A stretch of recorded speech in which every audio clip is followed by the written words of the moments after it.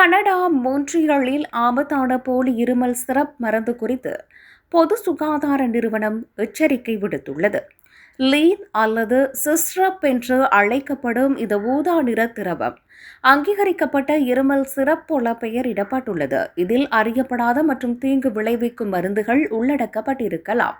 அதனை குடிப்பது மோசமான உடல்நிலை அல்லது சில சமயங்களில் மரணத்திற்கு கூட வழிவகுக்கும் என மருத்துவர்கள் எச்சரித்துள்ளனர். பறிமுதல் செய்யப்பட்ட போத்தல்களில் மிகவும் வலுவான ஓபியாய்டான புரோட்டோனிடசின் மற்றும் கனடாவில் பயன்படுத்த அனுமதிக்கப்படாத மயக்க மருந்தான புரோமசோலம் போன்ற வலுவான பொருட்கள் கண்டுபிடிக்கப்பட்டன.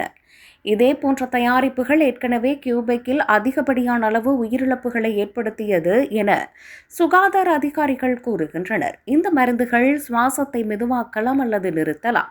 இந்த போத்தல்களுக்குள் என்ன இருக்கிறது என்பதை அறிய வழி இல்லாததால் அவற்றை பயன்படுத்துவதை தவிர்க்குமாறு அதிகாரிகள் மக்களை வலியுறுத்துகின்றனர்.